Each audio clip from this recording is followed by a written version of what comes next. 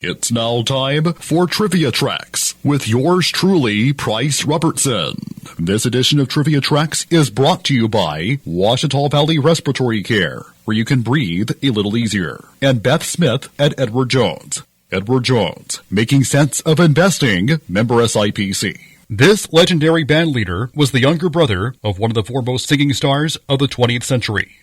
Bob Crosby was the youngest of 7 children, born on August 23, 1913 in Spokane, Washington. He attended Gonzaga College, but dropped out to seek a career in music. He began singing in the early 1930s with the Rhythm Boys, which included vocalist Ray Hendricks and guitarist Bill Pollard, and later worked for pianist Anson Weeks and the Dorsey Brothers.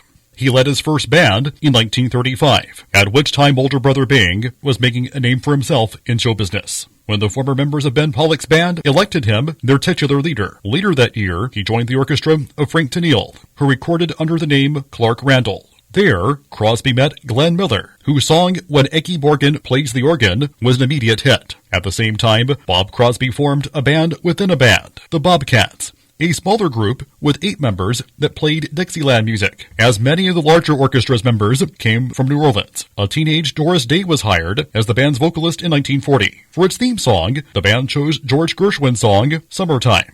As performer, Crosby had tremendous charisma and wit, combined with a laid-back persona. He was able to swap jokes competently with Jack Benny, including humorous references to his brother Bing's wealth and his string of losing racehorses. During World War II, Bob Crosby spent 18 months in the Marines, touring with bands in the Pacific. His self-titled radio variety series was launched by NBC in 1943 and ran until 1950. In 1947, he was given a concurrent radio show, CBS's Club 13, that ran through 1953. In this role, he teamed up with the Andrews Sisters 3 nights per week. As TV took hold, Crosby became part of that landscape, hosting his own variety show from 1953 to 1957. It was Crosby who introduced Canadian songstress Giselle McKenzie to American audiences, and subsequently made a guest appearance on her TV show in 1957. In 1960, he was given 2 stars on the Hollywood Walk of Fame, one for TV and the other for radio. Bob Crosby was married twice, with a daughter from his first marriage, plus 3 sons and 2 daughters from his second. He continued performing as a band leader until his death from complications of cancer on March 9,